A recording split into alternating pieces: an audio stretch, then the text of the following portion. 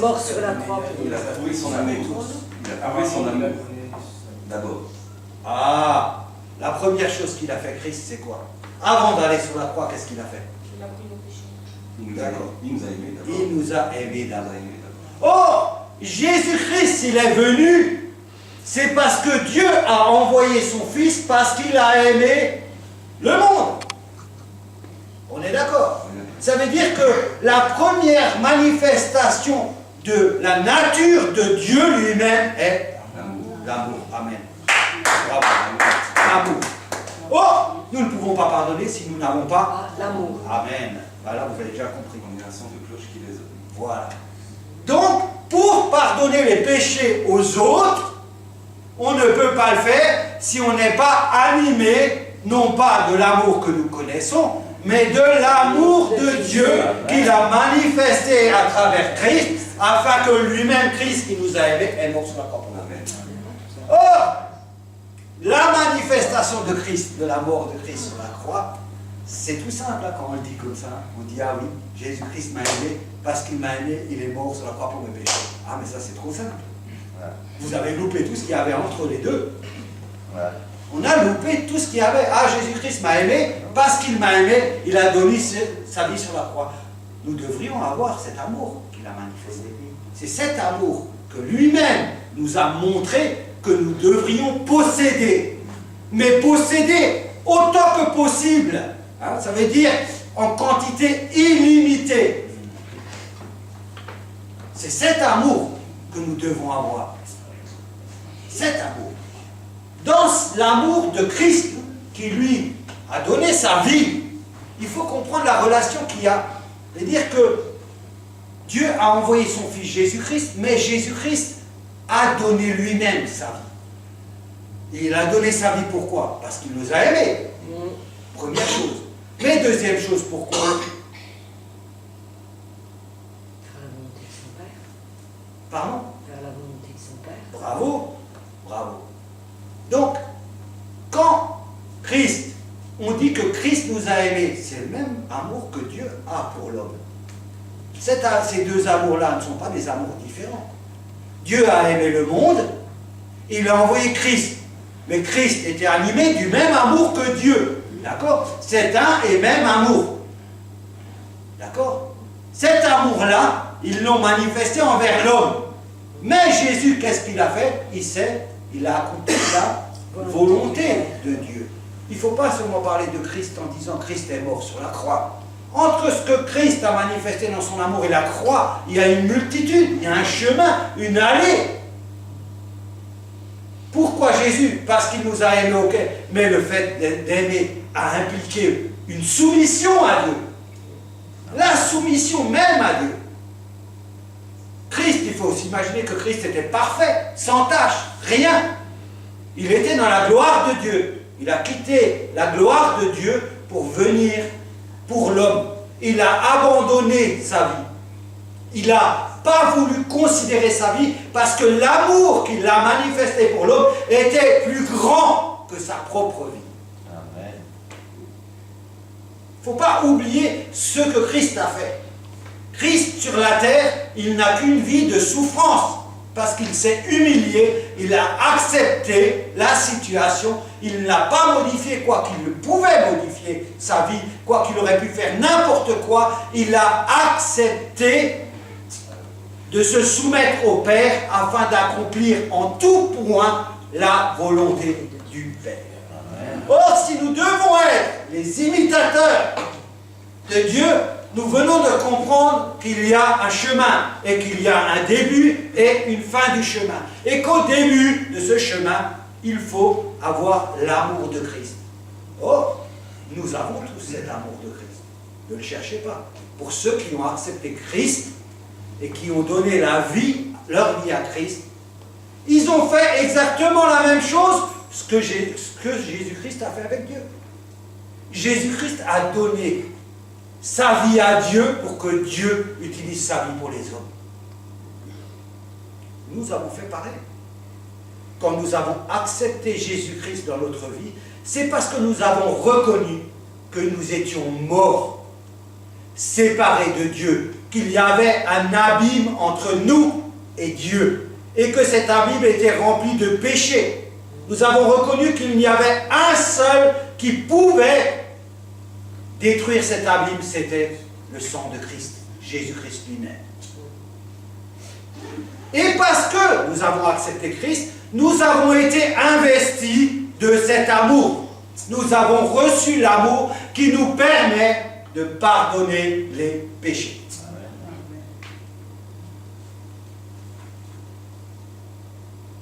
Dans ce sens-là, Dieu va nous dire, devenez donc les imitateurs de Dieu comme des enfants bien-aimés. Ça veut dire à l'image de Jésus-Christ, à l'image de ce que Christ lui-même a accompli.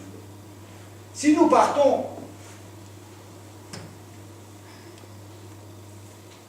à imiter Jésus-Christ dans notre vie, vous savez, on n'est pas en train de parler que de l'amour de Christ, on est en train de parler de notre vie, de cette vie que nous vivons là. On n'est pas parlé, aujourd'hui on ne parle pas de la vie spirituelle au ciel, on parle de notre vie. Vous savez quoi? Dieu se préoccupe de notre vie ici.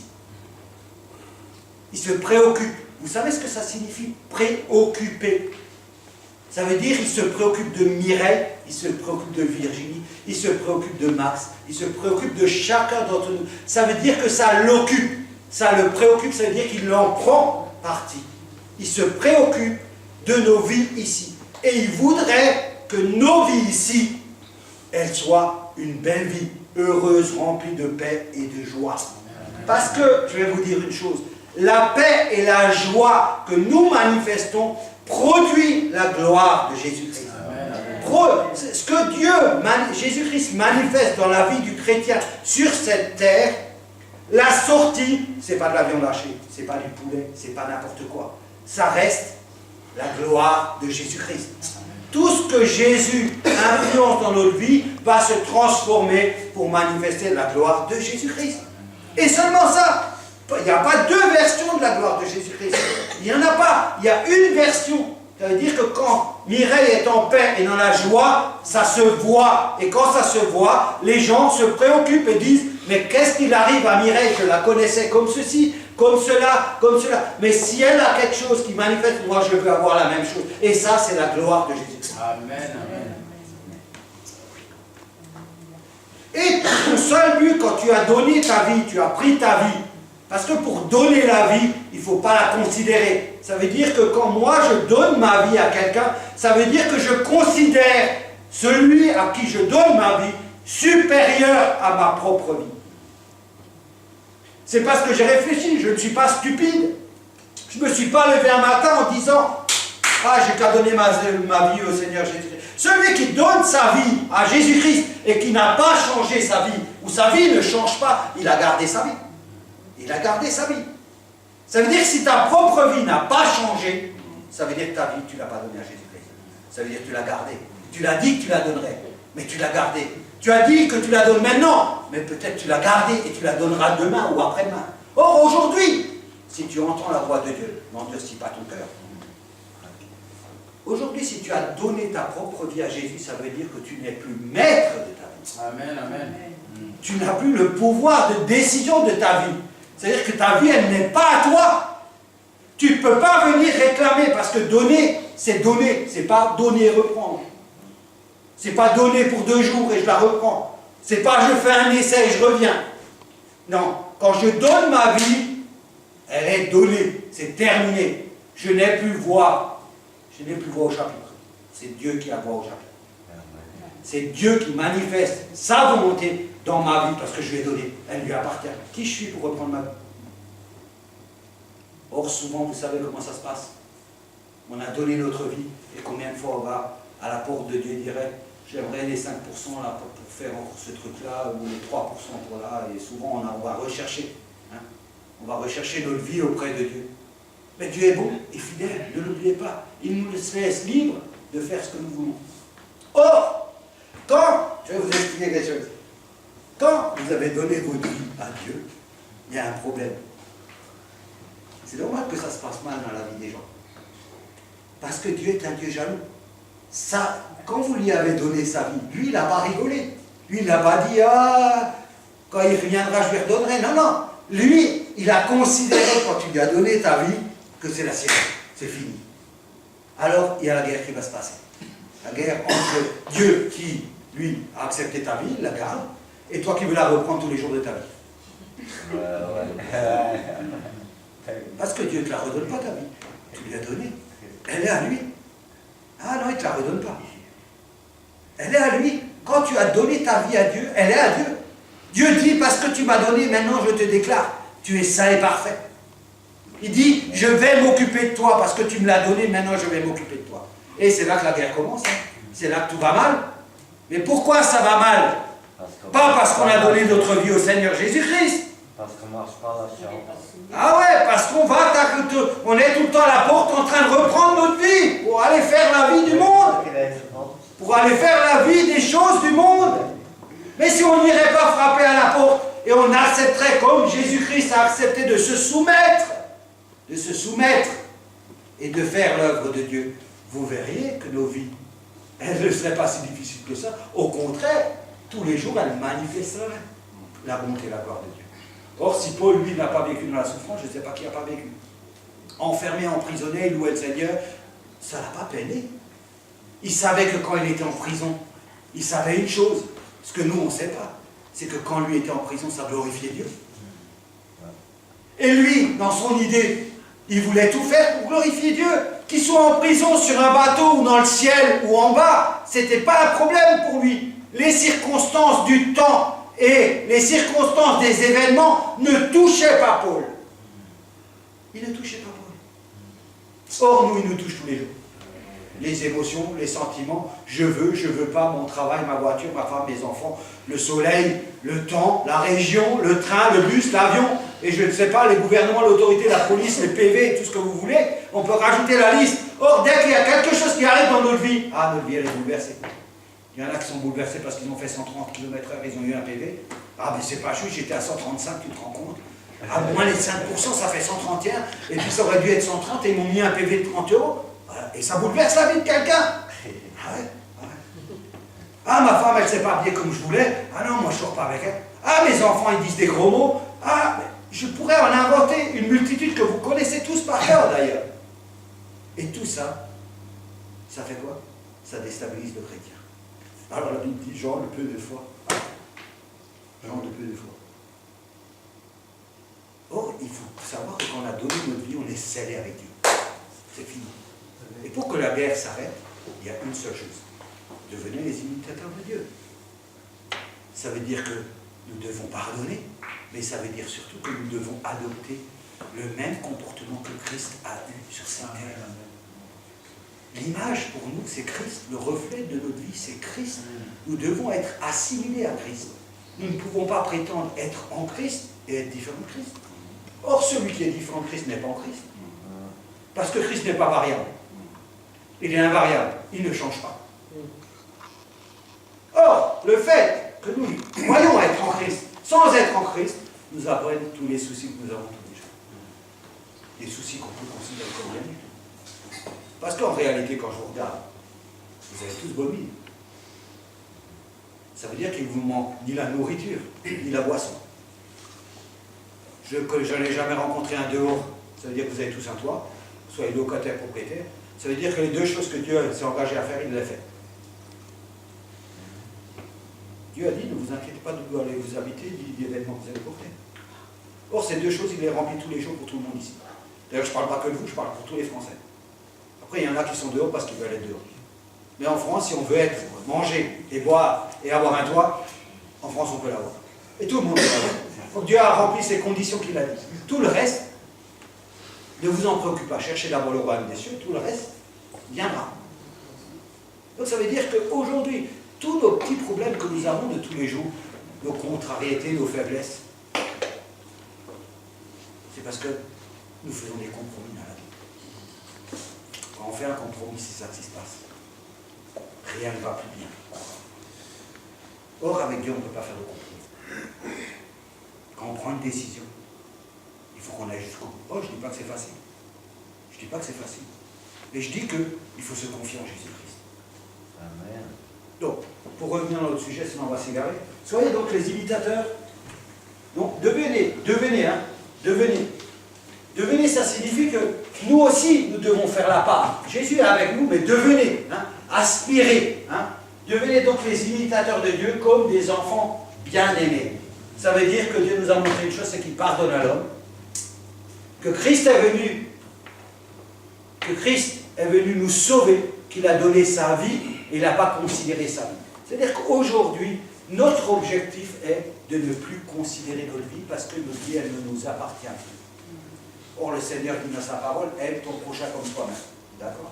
C'est-à-dire que notre vie, aujourd'hui, qu'est-ce qu'on en fait? On l'a donné au Seigneur. Le Seigneur, qu'est-ce qu'il va faire de notre vie? Qu'est-ce que vous pensez qu'il va faire de votre vie? Maintenant qu'il a notre vie dans ses mains, qu'est-ce qu'il va faire avec notre vie? Ah, parce que vous devez le savoir. C'est quand même plus intéressant de savoir ce que Dieu va faire avec notre vie, hein, quand on lui a donné. Hein. Vous savez, quand on donne quelque chose, surtout notre vie, on donne notre vie à quelqu'un, ça veut dire qu'on doit être en mesure d'accepter tout ce que Jésus-Christ va nous dire de faire.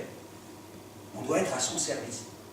Vous n'avez jamais été esclave, moi non plus. Et je pense qu'un esclave qui vit dans la maison de son maître, il est Sous son autorité. sous son autorité. Et tout ce que le maître dira, cet esclave va le faire. Il a deux solutions. Il peut le faire à contre-cœur, quoique s'il le fait à contre-cœur, il ne devra quand même le faire. Soit il peut le faire dans la joie et dans l'amour. Qu'est-ce que Christ a fait? Il a donné sa vie pour les autres. Qu'est-ce que nous devrions faire? Qu'est-ce qu'il va faire avec nos vies? Il va l'utiliser pourquoi? Soyez les imitateurs. Soyez les imitateurs. Qu'on serve Dieu. Si Jésus-Christ a donné sa propre vie, qu'est-ce qu'il va faire de notre vie? Il va la donner pour les autres. Notre vie, il va la donner pour les autres. Lui-même, il a donné sa vie pour les autres. Quand il reçoit notre vie, c'est pour que nous soyons pour les autres. C'est-à-dire que notre vie, une fois qu'elle appartient à Christ, Christ va la sacrifier pour les autres. Il va sacrifier ta vie pour ton voisin, pour celui de là-bas, pour celui-là, pour celui-là. Il va la donner comme il a donné la sienne, il va la donner à l'autre. C'est ce qu'il nous suggère. Aime ton prochain comme toi-même. Ça veut dire que toi, tu es en train de construire, tu as donné ta vie maintenant à Jésus-Christ. C'est bien, tu es content. Tu as accès au ciel, à la vie éternelle, c'est bien. Mais maintenant, tu construis encore ta vie. Or, tu dois arrêter de construire ta vie. C'est fini. Tu dois prendre ta vie et la sacrifier pour les autres. Construisez en Christ. Tu dois la sacrifier pour les autres. Elle doit être utile aux autres. Elle doit être pour l'autre, ta vie. Plus pour toi. C'est fini, elle n'est plus à toi. Elle appartient à Jésus-Christ. Jésus-Christ, si je dois imiter Jésus-Christ, la chose que je peux imiter, c'est Jésus-Christ, c'est qu'il a pris sa vie et il l'a donnée pour moi. Or, moi, je vais prendre ma vie et la donner à quelqu'un d'autre. Amen. Or, si ta vie ne t'appartient plus, ça veut dire que tu n'as plus de projet. Vous savez que tes projets, c'est ceux de l'Éternel. Ça veut dire que tu rentres dans le plan de Dieu. Parce que tu as compris que valait mieux vivre éternellement que mourir dans ce monde. Parce que tu as compris en donnant ta vie que Dieu était bon, merveilleux, sensationnel, qu'il était tout-puissant, qu'il allait pouvoir transformer ta vie. C'est ça que tu as compris. Quand on donne sa vie à Jésus-Christ, c'est qu'on refuse cette vie-là. On refuse la vie du monde. Quand on a donné la vie à Jésus-Christ, c'est qu'on a considéré que ce monde était pourri, il était rempli de péchés, qu'il ne menait à rien, que la mort était là. Or, nous ne voulions pas mourir, nous voulions être dans la lumière. Alors on a pris notre vie, on l'a donnée. On a donné notre vie. Nous devions être aujourd'hui les imitateurs. Les imitateurs, c'est ceux qui font comme Christ, qui donnent leur vie. Alors, je vais continuer, je vais essayer de terminer quand même un petit peu. Or, ça c'est quelque chose de très important dans la vie de tous les jours. Pour que cette vie de tous les jours se passe dans la paix, dans la joie, dans l'amour. C'est ce que Dieu veut. C'est ce que Jésus veut pour chacun d'entre nous. Il ne veut pas autre chose que tu vives heureux. C'est marqué dans la Bible, je ne l'invente pas. Il veut que l'homme soit sur la terre heureux. Ne confondez pas heureux dans le sens de faire ce que vous voulez. Heureux, c'est qu'il soit dans la joie, dans la paix. Oh, il sait, Dieu, que la paix et la joie n'existent qu'en lui. Elles n'existent pas dans les choses de ce monde. Donc ne confondez pas en disant « Ah ouais, Dieu veut que je sois heureux, alors ce soir je vais en boîte, et demain je vais faire ceci, et demain je serai heureux avec 2 verres d'alcool, et si j'ai une belle voiture, un beau travail et tout ça, je serai heureux. » Non, là vous méprenez. Ce n'est pas ça quand Dieu parle d'heureux. La joie, le bonheur se manifeste que dans la présence de Dieu. Donc nous ne cherchons pas à être heureux dans ce monde en profitant des bienfaits de ce monde, mais au contraire en nous édifiant à travers la parole de Dieu afin d'être toujours dans la joie et l'assurance. Vous avez tous connu la joie de Dieu. Vous connaissez, même si des fois elle est en haut, des fois elle est un peu plus bas, mais tout le monde a connu à un moment donné la joie de Dieu. Et vous savez que cette joie-là, elle est incomparable. Amen, amen. Incomparable. Cette paix-là, elle est incomparable. Donc ne cherchons pas les choses de ce monde pour construire notre vie d'aujourd'hui. Moi, je voudrais vous ramener cette parole à votre journée de demain. À votre journée de demain, à votre journée d'après-demain. J'aimerais vous parler pour vous dire, voilà, demain, soyez heureux. Ne changez d'optique. Soumettez-vous à Dieu afin que Dieu vous élève au temps convenable, afin que Dieu puisse se glorifier en vous. Parce qu'un jour viendra où tout ce qu'on a dit, ça sera la réalité. C'est la réalité. Mais un jour, tout le monde sera confondu. Écoutez la parole de Dieu. Écoutez vraiment la parole de Dieu. Soumettez-vous sous la main puissante de Dieu afin qu'il puisse vous utiliser. Afin que vous puissiez être une bonne œuvre. Si la parole nous dit que devenez donc des imitateurs, c'est que Dieu va nous aider à l'imiter. Dieu va nous donner la capacité à l'imiter, à faire tout ce que nous avons fait. Nous ne pouvons pas le faire par nos propres moyens, mais nous savons que nous pouvons compter sur Dieu, sur Jésus-Christ. Nous savons que c'est lui le rocher, c'est lui l'appui qui est fidèle. Et si nous lui demandons quelque chose, il ne le refuse pas, il le donne. Si vos enfants vous demandent quelque chose, vous tous les pères, vous leur donnez. Jésus est pareil, il est un père pour nous. Il est quelqu'un qui nous aime, qui est tendre, qui est fidèle. On peut s'appeler sur lui. Alors, le reste du texte, je vais quand même terminer. Alors, il va dire, et marcher dans l'amour, à l'exemple de Christ qui nous a aimés et qui s'est livré lui-même à Dieu pour nous comme une offrande. Je ne vais pas le développer, on pourra encore le développer, mais je voudrais arriver au bout. Alors, il dit, Dieu pour nous comme une offrande et un sacrifice d'une bonne odeur. Voilà ce qui est agréable à Dieu. Si quelqu'un veut comprendre ce qui est agréable à Dieu, c'est comme ça qu'il doit commencer sa vie, qu'il doit commencer sa journée. En remettant toutes choses dans le Seigneur, en étant animé de prier tous les jours, pour que vous soyez remplis de l'amour de Dieu, qui vous permet de pardonner et qui va vous permettre d'être un exemple comme Christ a été. Sans l'amour, il n'y a pas de réussite dans ce chemin. Alors après, il va dire que la débauche, ni aucune impureté, ni la cupidité ne soient pas même nommées parmi vous, ainsi qu'il convient à des saints. Qu'on n'entende ni paroles grossières, ni propos insensés ou équivoques, choses qui sont contraires à la bienséance. Qu'on entende plutôt des actions de grâce, car sachez-le bien, aucun débauché ou impur ou cupide, c'est-à-dire idolâtre, n'a d'héritage dans le royaume de Christ et de Dieu. Que personne ne vous séduise par de vains discours, car c'est à cause de ces choses que la colère de Dieu vient sur les fils de la rébellion. N'ayez donc aucune part avec eux.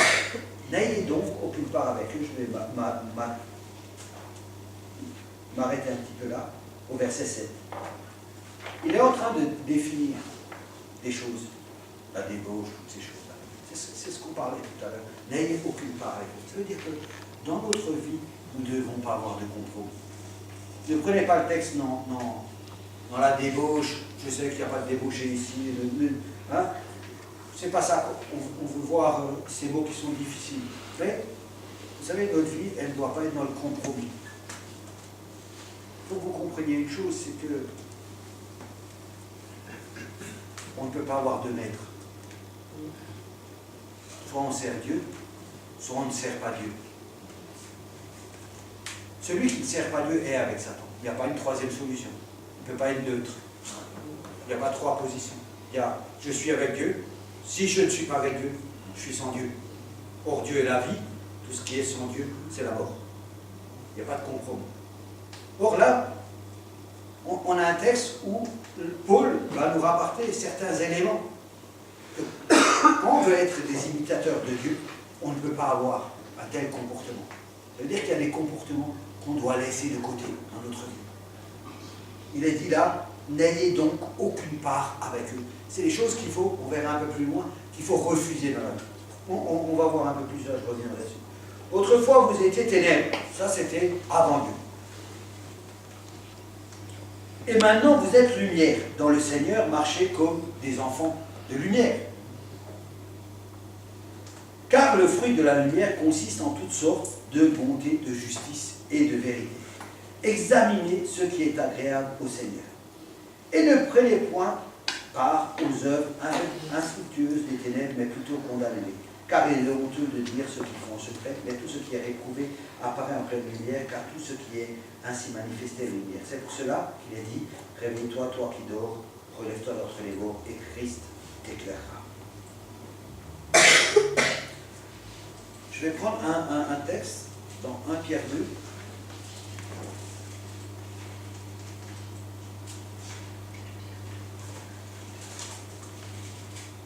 Pierre 2, 9, verset 9 à 12. Je reviens sur n'ayez aucune part avec eux. Vous, au contraire, vous êtes, là on parle de nous. Hein? Vous, au contraire, vous êtes une race élue, un sacerdoce royal, une nation sainte, un peuple acquis, afin que vous annonciez les vertus de celui qui vous a appelé des ténèbres à son admirable lumière. Amen. Vous qui autrefois n'étiez pas un peuple, et qui maintenant êtes le peuple de Dieu, vous qui n'aviez pas obtenu miséricorde, et qui maintenant avez obtenu miséricorde, bien aimés, vous voyez, là il y a le mot qui vient, bien aimés, je vous exhorte comme étrangers et voyageurs sur la terre, à vous abstenir des convoitises charnelles qui font la guerre à l'âme. Ayez au milieu des païens une bonne conduite, afin que là même où ils vous calomnient, comme si vous étiez des malfaiteurs, ils remarquent vos bonnes œuvres et glorifient Dieu au jour où il les visitera. Quand il dit comme ça, il dit n'ayez aucune part avec eux, c'est parce qu'il faut considérer comment Dieu nous voit. Je vous ai parlé à plusieurs reprises. Quand on a accepté Jésus-Christ dans la vie, on n'est plus pareil qu'avant.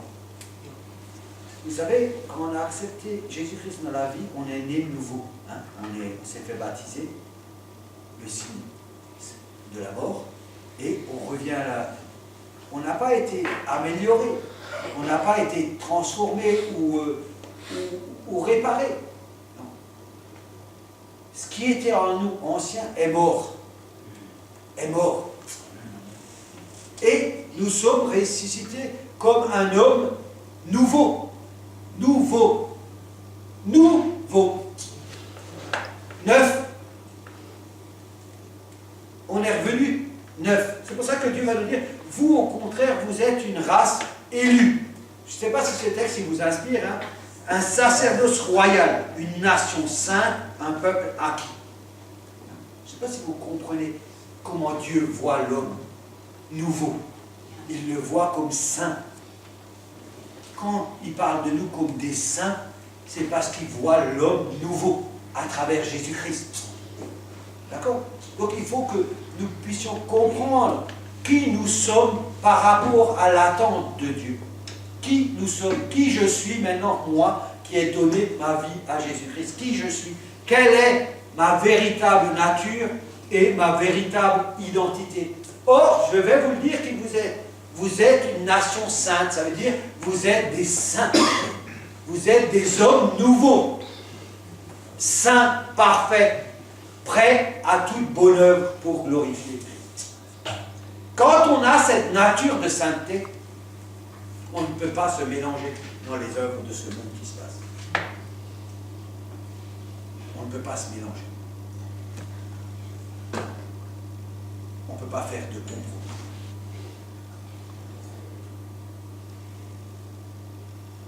Romains 6, verset 4, on va s'arrêter. Hein. Je ne vais pas approfondir, mais j'aimerais vous amener dans quelques textes encore. Romains 6, verset 4.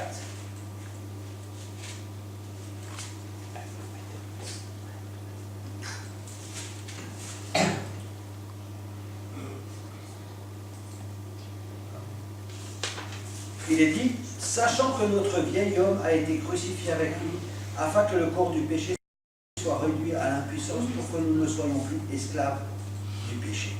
Car celui qui est mort est libre du péché. Or, si nous sommes morts avec Christ, nous croyons que nous vivrons aussi avec lui. Sachant que Christ, ressuscité des morts, ne meurt plus, la mort n'a plus de pouvoir sur lui. Car il est mort, et c'est pour le péché qu'il est mort, une fois pour toutes. Il est revenu à la vie, et c'est pour Dieu qu'il vit. Donc, vous voyez, si on veut reprendre le texte de « Soyez les imitateurs », on parle là de Jésus-Christ. Car il est mort, et c'est pour le péché qu'il est mort, une fois pour toutes. Il est revenu à la vie, et c'est pour Dieu qu'il vit. Or, nous aussi, nous sommes morts en Christ, nous sommes devenus des hommes nouveaux, et c'est pour Dieu que nous vivons.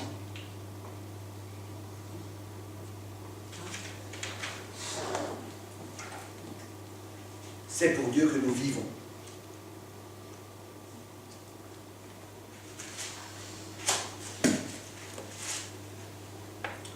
C'est pour cela qu'il est dit, réveille-toi, toi qui dors, réveille-toi d'entre les morts et Christ éclaira. Alors ça veut dire beaucoup de choses, je ne vais pas parler pas parce qu'on va avoir beaucoup de temps là-dessus.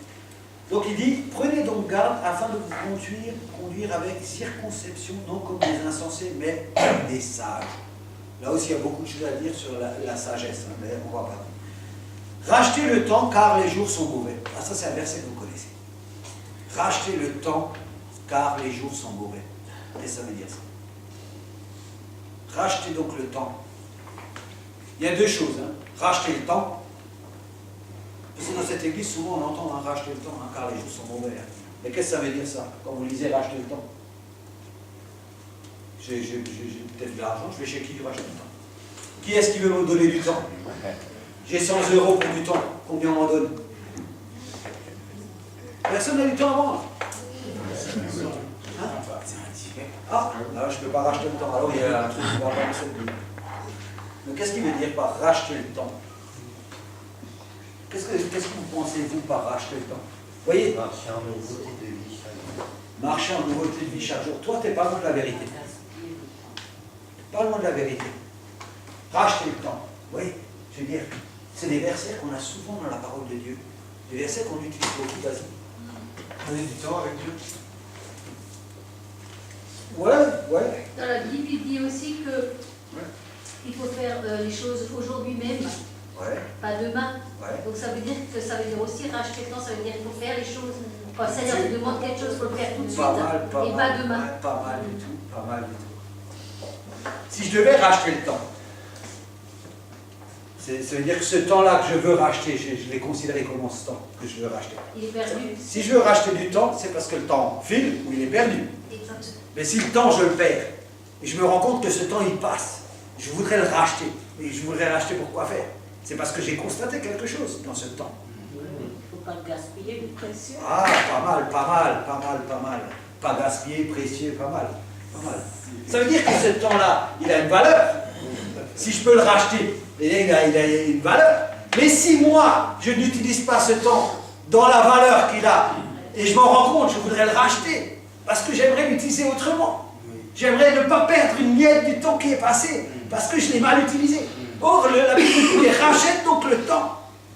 Mais si je rachète ce temps, je vais en faire quoi du temps que j'ai racheté? J'ai compris quoi? J'ai compris que ce temps-là avait une valeur. Et que je devrais utiliser tout mon temps à servir Dieu. Que tout le temps qui passe sans être au service de Dieu est du temps perdu que je devrais racheter pour le remettre au service de Dieu. Ça veut dire que tous les jours de ma vie, je dois veiller à servir Dieu et à ne rater aucune occasion qui est offerte à moi pour le servir. C'est-à-dire que je dois avoir le désir de toujours être attentif, que je vois quelque chose que Dieu présente devant moi, de le saisir pour le faire afin de son gloire. Parce que tout le temps qui passe, qui n'a pas été mis au service de Dieu, est du temps qu'il faut racheter. Or, le temps à racheter, c'est ça. Le temps à racheter, ça veut dire que simplement, ma vie, je dois considérer que Dieu, qui est le maître du temps et des circonstances, va tout mettre dans ma vie en place afin que je fasse les bonnes œuvres qu'il a préparées d'avance. Et moi, tous les jours de ma vie, je dois voir tout ce qu'il a prévu afin de m'en saisir, afin qu'il soit glorifié. C'est ça que ça veut dire racheter le temps. Racheter le temps, c'est parce que le temps que nous avons, nous l'utilisons mal. il n'est pas la gloire de Dieu. Comment le chrétien peut voir effectivement les œuvres de Dieu s'il n'a pas le culte personnel quotidien? Question. Ben, la journée, on parle de la journée, on parle de demain. De lundi. Lundi, notre vie, elle est comment? Comment on va démarrer cette journée pour que tous nos petits soucis, quand on est arrivé à 10 heures, nos soucis qui nous polluent la vie tous les jours, comment? Si on ne se lève pas le matin avec le désir d'abord de s'agenouiller, de s'humilier devant la main, d'accepter que Dieu change notre quotidien de cette vie, d'être là, attentif pour voir qu'est-ce que tu vas changer, je vais me jeter dedans pour te glorifier, mon Dieu. C'est ça qu'il faut regarder. C'est ça qu'il faut organiser sa vie. Vous êtes tous organisés dans votre vie, moi-même je suis organisé. Je sais comment ça se passe. Vous avez tous vos priorités. Or, vous n'oubliez pas que votre vie, elle n'est plus à vous. Que votre journée, vous n'en êtes pas ni le maître. Quoique vous ayez le sentiment de tout maîtriser, vous faites une grosse erreur. Le maître de votre temps, c'est Dieu. Le maître des circonstances de ce monde, c'est Dieu. Vous croyez que ça échappe à la vigilance de Dieu? Non. Rachetez le temps car les jours sont mauvais. Saisir toute occasion offerte et les utiliser au maximum. L'exercer dans la vie quotidienne. D'où l'exemple de Jésus, chaque matin, il se levait très tôt pour avoir une communion avec le Père, et ensuite il faisait les œuvres que le Père lui donnait. Voilà le secret. Exactement. Et ça, c'est pour que notre quotidien soit béni et respire la gloire de Dieu. Amen. Ça, c'est des solutions dans votre vie. Alors peut-être qu'aujourd'hui, vous dites, ah, il y a des montagnes devant moi. Mais vous savez, celui qui a fait les montagnes, c'est Dieu. Les montagnes, Dieu peut abaisser une montagne, en élever une autre pour faire comme il veut. Dieu est aussi le maître de tes montagnes, de tes soucis, de ton argent, de ta vie. Dieu est le maître de tout. Sauf que Dieu n'intervient pas dans ta vie. Il intervient quand tu lui fais confiance. Quand il voit que tu te confies en lui, que tu vas vers lui, tu lui dis, voilà, la montagne, elle est là. J'ai peur, je suis angoissé. Comment vont réagir les autres? Qu'est-ce qui va se passer? Tu n'as qu'à parler à ton Dieu. Ton Dieu est assez grand pour écouter tout ça. Et pour te rassurer, te dire, voilà, tu vas faire ça, comme ça, dans ce temps-là, comme ça. Et tu verras que quand tu auras terminé de parler, tu auras traversé la montagne. Parce que c'est un Dieu qui est formidable.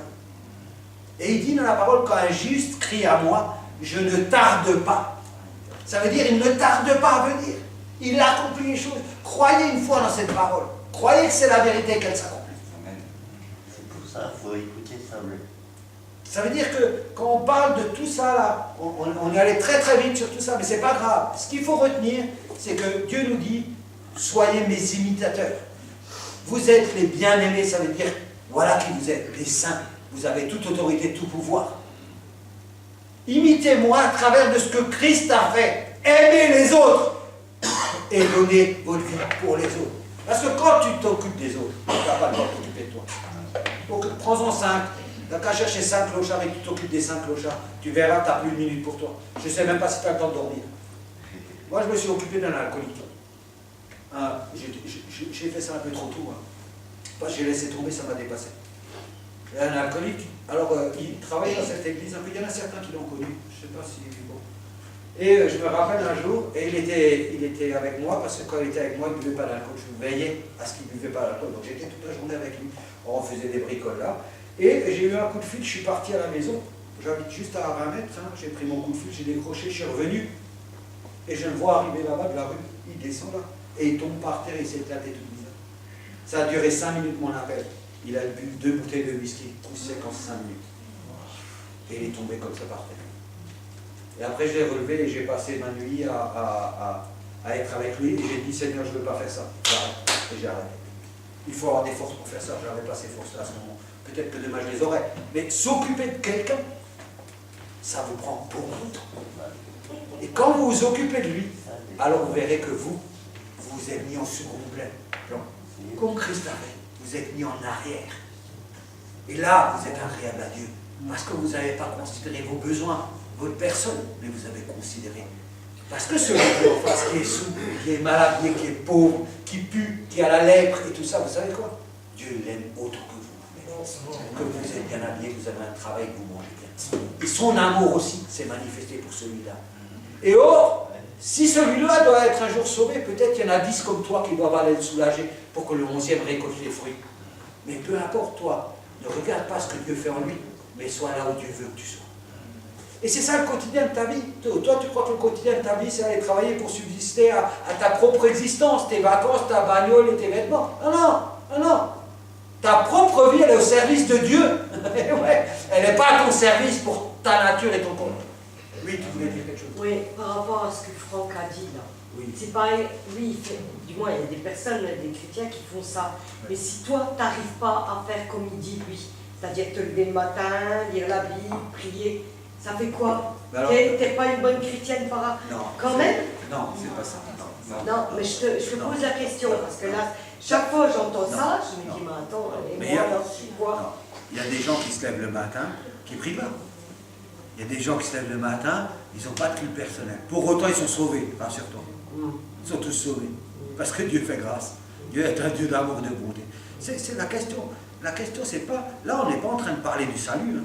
On ne parle pas du salut. Quand la Bible dit, celui qui confesse et qui croit que Jésus-Christ est mort et ressuscité, il est sauvé. Quand Dieu dit une chose, la chose, elle est là. Hein. On ne revient pas dessus 15 fois. Hein. Sauf que quand tu es sauvé, ça apporte une transformation dans ta vie parce que Dieu est puissant. Donc il transforme ta vie. Mais peut-être que le culte personnel, tu le feras à 80 ans ou à 90, j'en sais rien. Peu importe, tu es sauvé. Mais, maintenant, ce qu'on veut dire par là, c'est que celui qui accepte Christ, sa vie est transformée. Or, si elle est transformée, il faut cultiver une relation avec Dieu. Une relation de tous les jours. C'est ce qu'on vient de dire. Quand on dit racheter le temps, ça veut dire qu'il faut être vigilant pour que avoir les yeux fixés sur Dieu pour voir tout ce qu'il a préparé, que je puisse le faire dans la journée où il l'a préparé. Tu comprends? Là, on précise après les choses comme Franck dit. Le culte personnel. Moi, je ne fais pas un culte personnel tous les jours. Tu es rassuré? Je ne fais pas un culte. Mais est-ce que dans la Bible, tu as vu marqué « Soyez les imitateurs de Mario » Tu n'as pas vu ça marqué dans la Bible, non? Il y a marqué « Soyez les imitateurs de Jésus-Christ qui, lui, comme il l'a très bien dit Franck, sortait tous les jours pour prier. Il avait une vie de prière constante. Ça veut dire que sa vie à lui, il ne considérait que la soumission à Dieu et l'œuvre que Dieu lui avait confiée. C'était sauver les autres. Or, ça devrait être exactement pareil. Pour nous, qui devrions être les imitateurs. Or, les imitateurs peuvent passer si tu prends du temps avec Dieu. Que tu le fasses le matin, le soir, à midi, c'est pas ça. La question, c'est pas tellement le culte du matin. C'est le culte du matin, quand on dit, comme Franck a expliqué, on parle du culte du matin, c'est comme si on disait, ben écoute, si tu as fait le culte du matin, c'est bon, tu es tranquille la journée. Non. Moi, je ne rentre pas dans cette politique. Le culte du matin, c'est quelque chose qui aide à vivre sa vie chrétienne, qui te remet en question parce que ça démarre le matin. Ça veut dire que ça te positionne le matin pour dire, voilà comment je vais organiser ma journée, parce que Dieu, dans le culte du matin, il t'a parlé, il t'a dit quelque chose, il t'a montré quelque chose pour orienter ta journée. Or, moi, si je devrais te donner un conseil, un culte de la journée, pas du matin. Ça veut dire que ta vie entière dans ta journée, elle est soumise à Dieu. Tu comprends ce que je veux dire? Donc, dans la journée, si par exemple, moi dans la journée, j'écoute des louanges, par moments je parle, je dis dans ma tête ou toute seule, je me dis Seigneur, gloire à toi. Ouais. C'est pareil. Ben ouais. Si tu le fais toute la journée. Tu sais, le chrétien ne doit pas avoir l'objectif de s'asseoir le matin ou dire tiens, je laisse tout tomber pour attendre l'œuvre de Dieu. Non, c'est pas ça. C'est pas ça. C'est-à-dire que tu vis ta journée normalement. Sauf que dans cette journée, Dieu va mettre des circonstances pour que tu ne les loupes pas. Or, si tu n'es pas en communion avec Dieu, ça veut dire que tu es préoccupé par ton travail, les choses de ta vie, qui prennent tellement de place que tu n'as pas cette ouverture d'esprit de dire « Ah, il y a quelque chose qui s'est passé. » Moi, je suis sur un gros chantier et j'ai embauché 15 musulmans. Il n'y a pas un jour où Dieu ne me met pas un gars pour lui prêcher la parole de Dieu. Or, si je n'étais que obnubilé par ce travail, je ne pourrais pas voir ça. Il faut que je sois attentif. Tu comprends? Parce que je dois racheter le temps, je dois saisir l'occasion que Dieu m'a mis, non pas pour... si je me dis, ah, ça c'est un musulman, là, il croit trop en Dieu avec son Coran, j'ai beaucoup de chance, je laisserai tomber.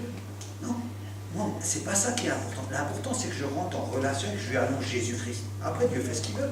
C'est le travail de Dieu. Moi, je n'ai pas à faire le travail de Dieu. Mais Dieu ne va pas faire le mien, ni le tien. C'est-à-dire que nous avons une part dans... Parce que quand tu aimes Dieu et que tu es sauvé, Dieu t'utilise pour sa gloire. Si un chrétien pendant une semaine n'est pas utilisé, il y a un problème. Il devrait se remettre en question. Il devrait se dire, attends, je suis là pourquoi? Il devrait se dire, attends, je suis là que pour satisfaire ma chair ou quoi? Ça veut dire que dans la journée, il faut que dans un chrétien, il y ait des circonstances. Et les circonstances, c'est Dieu qui les met. Il les met pour que tu les saisisses. Ça veut pas dire que tu dois être prostré là en disant, ah, je regarde à droite, à gauche, voir s'il y a une occasion qui se présente. Non, non. Quand l'occasion se présente, Dieu te parle. Mais si tu n'as pas de communion avec Dieu et si tu n'as pas cette relation avec Dieu, elle sera plus difficile à découvrir. Tu comprends? Parce que quand tu n'as pas cette relation, tu es dans les choses du monde. Or, quand tu as cette relation, tu t'élèves au-dessus des choses du monde. Tu comprends? Tu es au-dessus, tu vois. Tu vois? Mais quand tu es dedans, dans ta vaisselle, allez, je me lève, je vais aux toilettes, je brosse mes dents, je prends mon petit déjeuner, j'emmène la petite à l'école, je vais au bureau, t'as fini là. Et après, à 10h, quand tu es assis à ton bureau, tu te reprends un petit café, tu discutes avec les copines, tu te poses, tu allumes l'internet, tu regardes les mails, après tu dis, ah, il serait peut-être temps que je dise à Dieu que je suis là. Mais là, c'est foutu, hein, parce que là, tu es dans le vent de la journée, hein, c'est fini. Hein. Alors le soir, tu rentres à la maison, et si tu as le temps, à 11h, avant de fermer un œil, parce que tu as regardé 4 fois la télé, tu dis, Seigneur, je me repens. À demain. Une vie comme ça, c'est pas une vie de chrétien. Je dis les ordinateurs, les télés, exactement, les jeux vidéo et tout ce qui va avec. Hein. C'est-à-dire que si le monde a cette emprise, tu as du mal à dégager, d'apercevoir les bonnes œuvres que Dieu. Dieu dit, ceux que j'ai sauvés, je vais leur faire faire des bonnes œuvres afin de glorifier Jésus-Christ. Or, ces bonnes œuvres, il y en a plein qui passent et qu'on ne voit pas. Et pour moi, il y en a plein qui sont passés que je n'ai pas vu. Or, si je veux racheter le temps, je dois être attentif. Je veux me lever le matin et dire, Seigneur, aujourd'hui, je veux considérer en premier toi dans ma vie. Aujourd'hui, je voudrais que tu me mettes des circonstances afin que je puisse glorifier Jésus-Christ. C'est ta prière du matin. C'est pas, Seigneur, j'aimerais qu'à midi j'ai un bon repas chaud et le soir. Non, le repas tu l'as, les habits tu as tout ce qu'il faut, il n'y a pas de problème. Non, quand tu pries, tu dis, Seigneur, je veux être à ton service. Montre-moi, donne-moi les circonstances afin que je puisse te glorifier. C'est ça la prière. C'est ça que Christ faisait quand il priait Dieu. Il lui donnait la force pour aller sauver les hommes. Il est en accord avec le Père. Voilà, la prière de Jésus, c'était sauve-les. C'était ça. C'était ça. C'était pas, Jésus n'était pas en train de prier pour les circonstances de sa vie terrestre. Hein. Il n'était pas en train de prier pour son salut. Hein. Jésus était en train de prier et d'intercéder pour toi. C'était ça. Et toi, quand tu te mets pour les autres, c'est ce que tu fais en disant, Seigneur, utilise-moi pour que tu sois glorifié. Tu verras que les autres choses vont passer en second plan. Bien entendu, il y a des choix à faire. Tu seras devant des choix. Tu diras, tu choisis ça ou tu choisis Dieu. Choisis toujours Dieu. Choisis toujours Dieu. Même que le choix soit difficile, choisis Dieu parce que Dieu va régler le deuxième choix. Il va être la solution de ton deuxième choix. Parce que le deuxième fait toujours peur. Vous n'oubliez pas que Satan rôde. Lui, il a une espérance, c'est détruire l'œuvre de Dieu. Or, tu es l'œuvre magnifique de Dieu. Parce que Dieu t'a créé à sa ressemblance et à son image. Il n'a pas créé l'homme comme un singe ou non. Il a appelé lui-même et de lui-même il a créé l'homme. D'où vous devriez juste avec ça comprendre quel est l'amour de Dieu. Juste avec ça, ça nous donne l'image que Dieu, il a fait un homme qu'il aime, il l'a fait parfait. Et il veut surtout que personne n'y touche. Mais il veut le rendre libre. Il veut être choisi par l'homme. Il veut être choisi par l'homme. Il veut être désiré par l'homme. Or, racheter le temps, c'est désirer. Je vais lire un passage et je termine. Si je le trouve. Parce que je crois que je ne l'ai pas noté.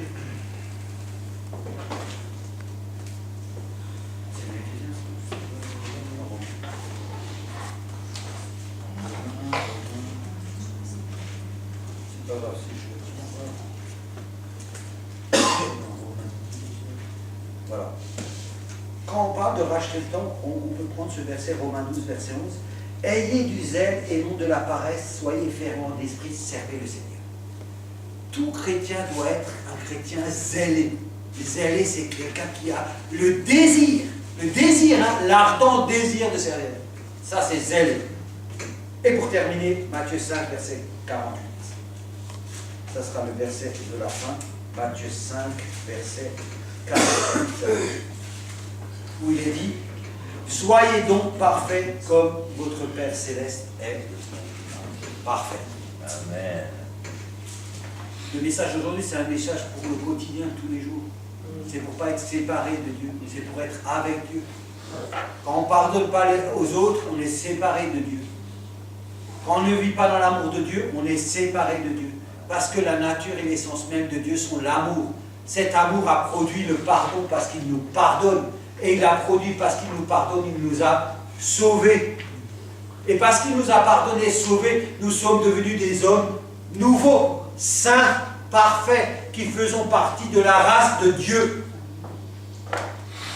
C'est ça qu'il faut comprendre. Et c'est comme ça que tous les jours de notre vie, nous devons être zélés pour Dieu. C'est comme ça que nous allons racheter le temps. Amen. Amen. Que le Seigneur soit béni. Amen. Mon Père, je te remercie pour la parole.